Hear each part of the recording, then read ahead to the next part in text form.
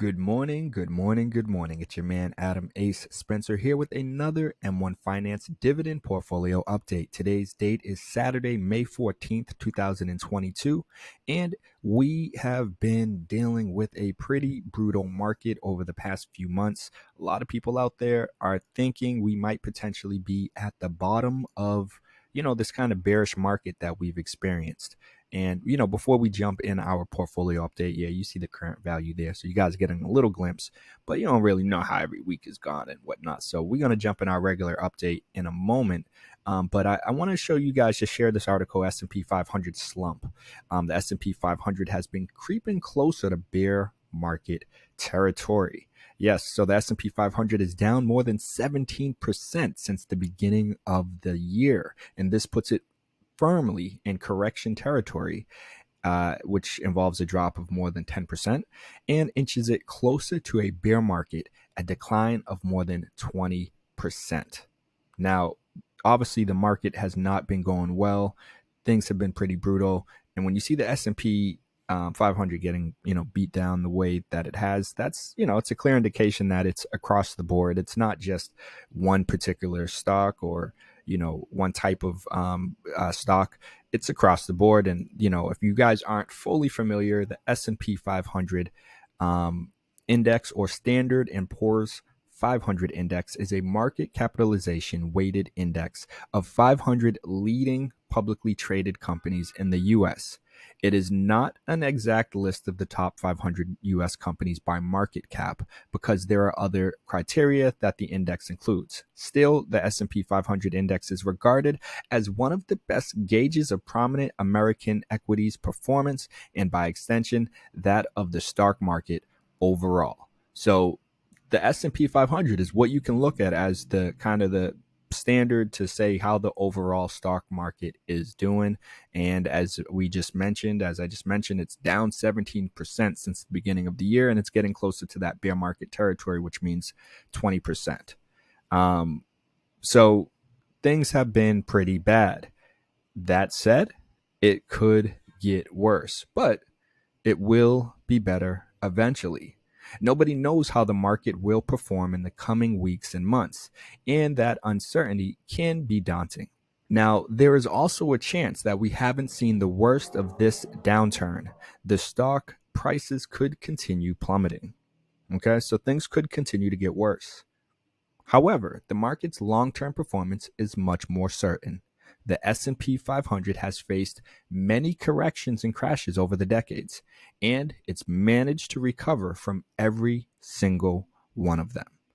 So, I'm not going to keep going into this article anymore, but I did want to just share that kind of, I guess, general news in terms of how the overall stock market is doing right now, and let you know, there's still room for it to go down even more potentially. At the same time, we don't know when that bottom has arrived. It may have already been here. We may have just hit it on like Thursday or something. I think it was Thursday or Wednesday that everything was down pretty badly. That might be the bottom for all we know, in which, again, you don't know when the best time to buy is. That's why with this portfolio, we do a dollar cost averaging approach, where we buy consistently the same amount every week, regardless of how the market is doing. And when you look at the portfolio and you look at the past day, you can see we are up 1.95%. Over the past week, we're up 0.39%. However, over the past month, we're down 5.3%.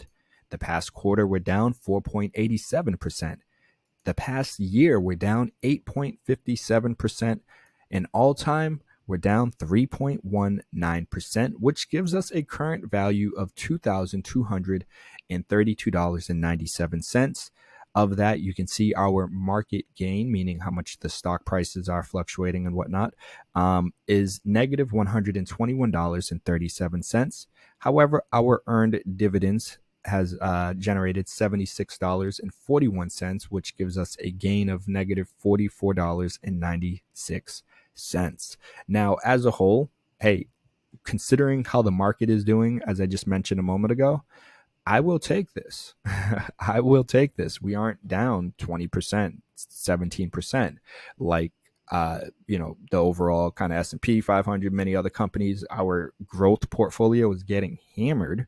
We'll have that update tomorrow for you guys. But so things certainly could be worse, and things could be better. And I believe they will get better. As the article mentioned, the S&P 500 has always bounced back. It has always come back when it's all said and done. Now we just don't know when it will be back.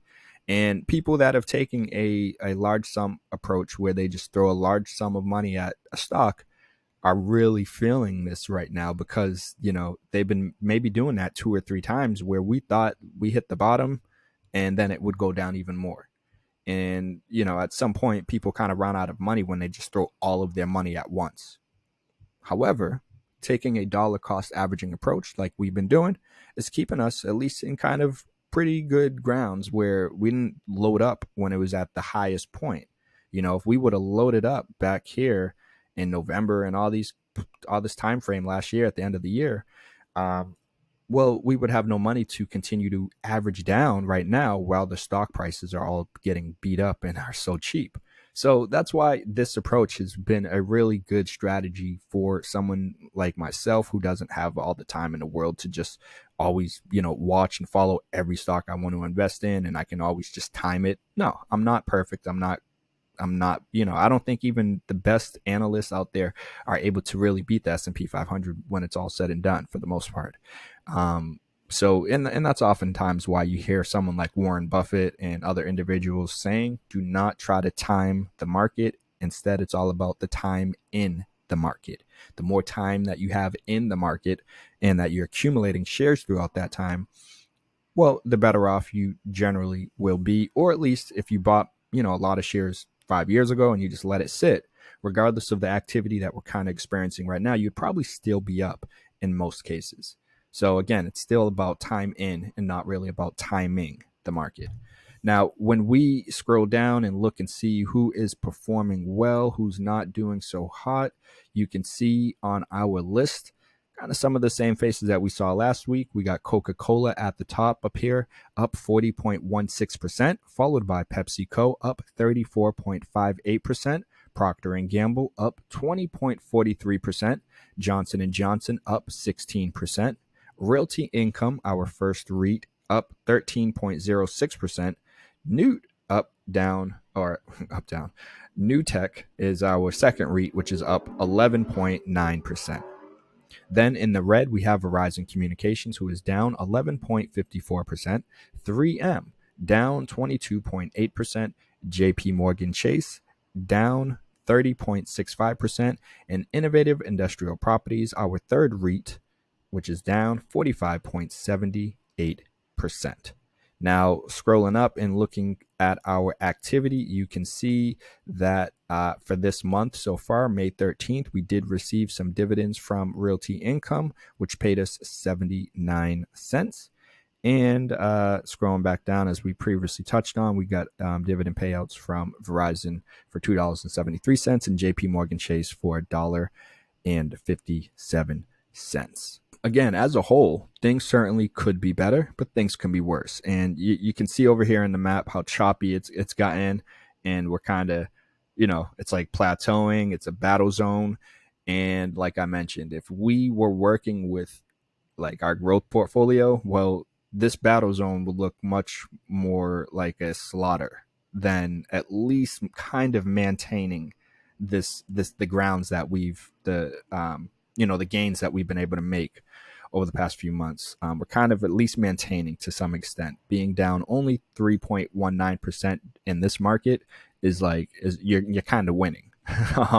So I will take it. I'm not, we're not stopping the game plan. That's the strategy, to continue to implement the plan that we put forward in the beginning. And of course, it's fine if your plan changes.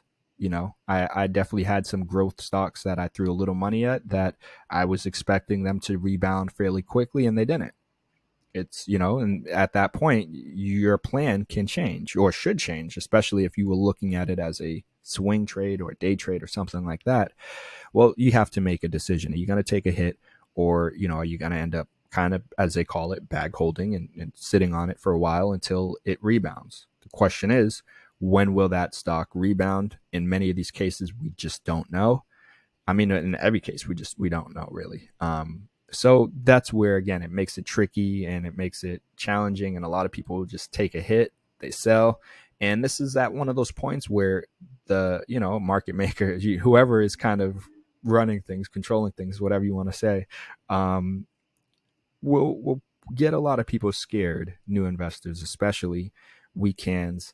And, and it's fine. Again, depending on your circumstance, you might need your money.